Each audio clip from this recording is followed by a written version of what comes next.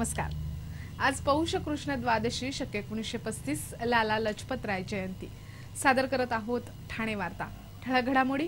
राष्ट्रीय अन्न सुरक्षा विधेयकाचा शुभारंभ येत्या 31 जानेवारीला नवी मुंबईत। जागा हस्तांतरित करून देण्यासाठी आमदार जितेंद्र आव्हाडांची रेल्वेला 8 दिवसांची मुदत आणि मुंबई महापालिकेच्या धर्तीवर कळवा रुग्णालयात डायलिसिस सेंटर सुरू करण्याची सभागृह नेत्यांची मागणी।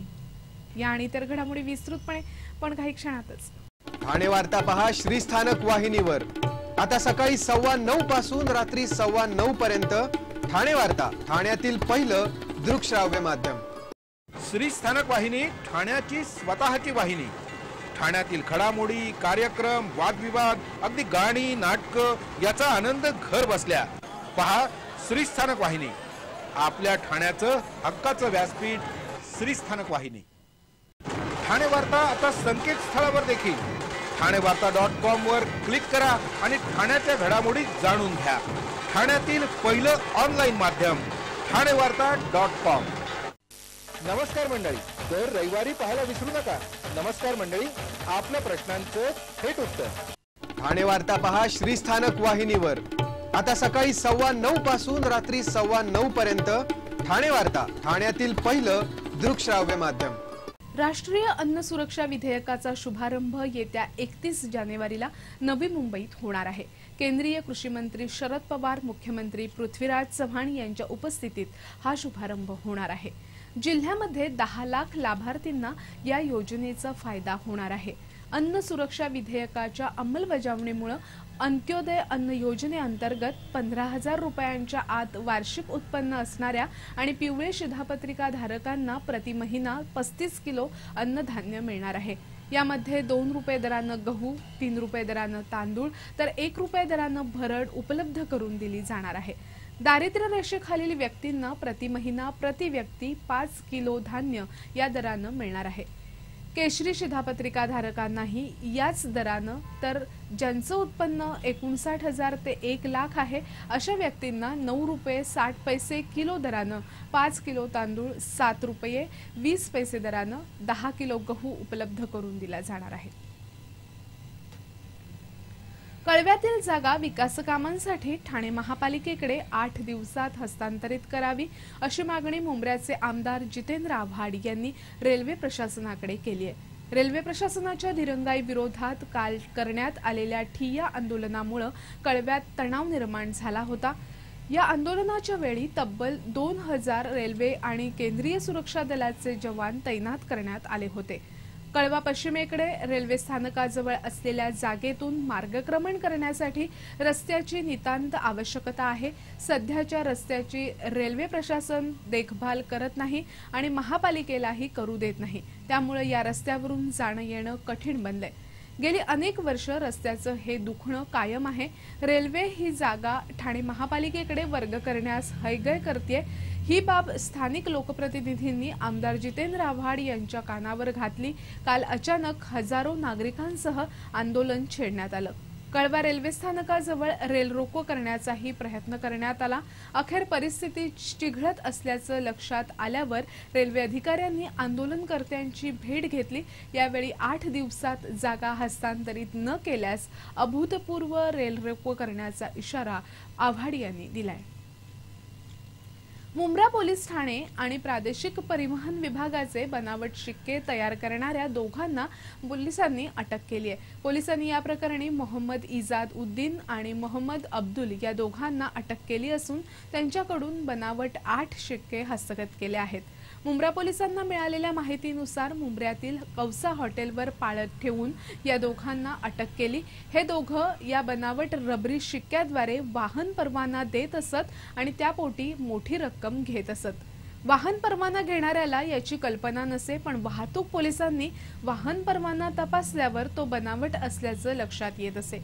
या दुकलीच्या अटकेनं मुंब्र्यातील शिक्के आणि बनावट परवाना देणाऱ्या रॅकेटचा पर्दाफाश झाला आहे। ठाणे वार्ता पहा श्रीस्थानक वाहिनीवर। आता सकाळी 9:15 पासून रात्री 9:15 पर्यंत ठाणे वार्ता, ठाण्यातील पहिलं दृकश्राव्य माध्यम। आपला परिसर स्वच्छ आणि सुंदर ठेवण्यासाठी ठाणे महापालिकेत सहकार्य करा। ओला सुका कचरा वेगवेगळा जमा करा आणि रोगराईपासून मुक्तता मिळवा।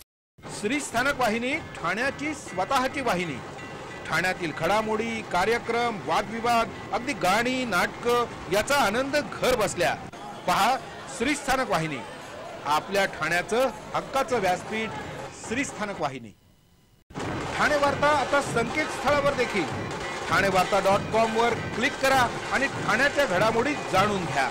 ठाण्यातील पहिलं ऑनलाईन माध्यम ठाणेवार्ता.com।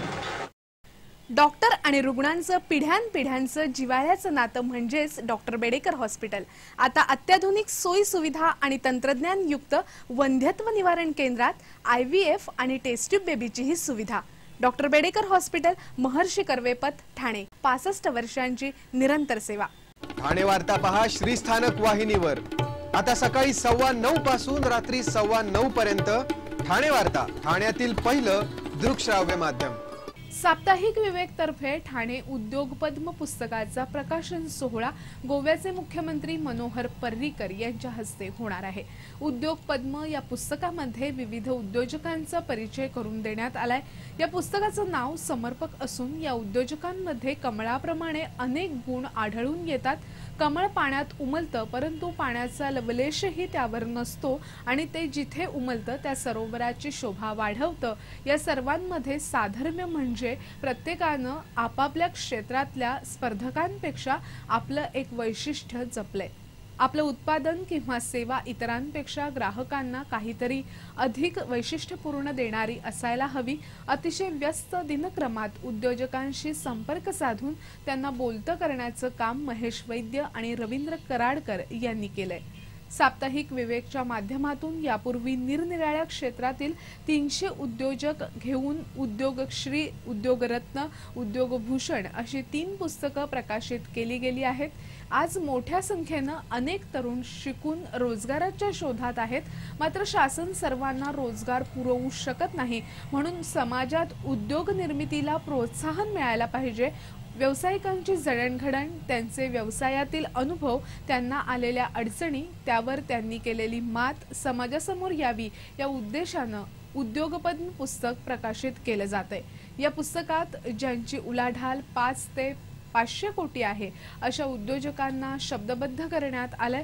गोव्याचे मुख्यमंत्री मनोहर पर्रीकरांच्या हस्ते या पुस्तकाचं प्रकाशन होणार आहे। या कार्यक्रमास आदित्य विद्युत निर्मितीचे संचालक नारायण प्रभू उपस्थित राहणार आहेत।